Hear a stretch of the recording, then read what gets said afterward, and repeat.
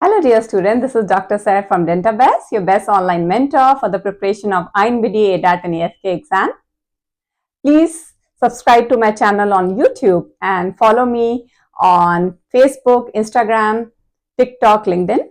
Please do visit my website at dentabest.com where I am providing personalized and self-study smart learning programs at a very affordable cost for all my dear hardworking students.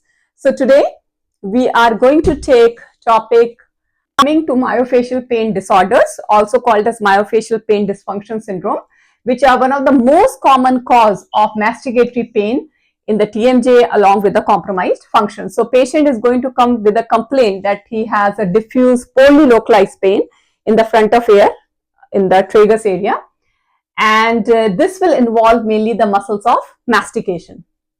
So this is happening a pain and tenderness from the abnormal muscle function and hyperactivity from the muscles. So hyperactivity is happening because you're using too much of muscles when you're doing bruxism, parafunctional habit. Because these patients usually have a wear facet or a severe attrition that is seen on the occlusal surface. Although the real cause of MPDS is unknown, but there are pointers that the risk factor could be related to bruxism. Usually, the night grinding happens, nocturnal parafunctional habit, and the symptoms in the patient are going to be worse in the morning. And we know the parafunction of bruxism is more related to the stress-related disorders, like increased stress can lead to increased chances of developing MPDS. So now, if we see the disc displacement disorders can be disc displaced with reduction or without reduction. Now, let us try to understand what is the difference between them. So as I told you before, that the condyle and the disc, they are attached to each other by discal ligaments or the collateral ligaments. Now, with joint disorders, aging, this ligaments that is holding the disc and condyle together, they become loose. Now disc and condyle are no longer together, and actually the disc is going to get displaced anteromedial direction in front of the condyle. Now, so always remember, disc displacement is a problem with the disc, not with the condyle. Now what happened in disc displacement with reduction, disc come back to its normal position on its own.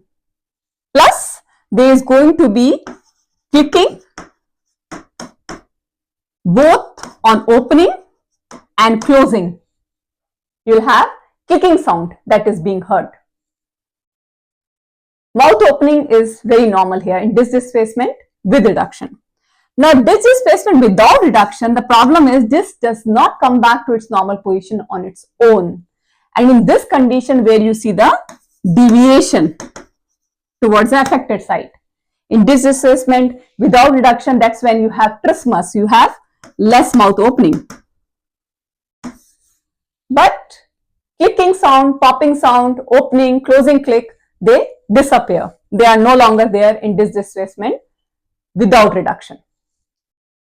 So these disc displacement conditions can lead to another condition known as internal derangement. Internal derangement, as I told you, that when condyle and disc are no longer together and disc goes in the front of the condyle, anteromedial displacement, that's going to happen. Now what will happen, because the disc is in the front of the condyle, so the condyle is going to constantly come in contact or touch the posterior band of the articular disc, the tissues attached to it, and that lead to inflammation in the joint and restricted mouth opening in the internal derangement. One more thing that you should know about the articular disc here, that articular disc is completely avascular, completely non-innervated. Only the tissues that are attached to the posterior band of articular disc, which are called as retrodiscal tissues or bilaminar zone. These are the only tissues which are vascular and innervated. So that's all about the video today. Thank you so much for watching. Please do subscribe for my channel on YouTube. Study hard but study smart.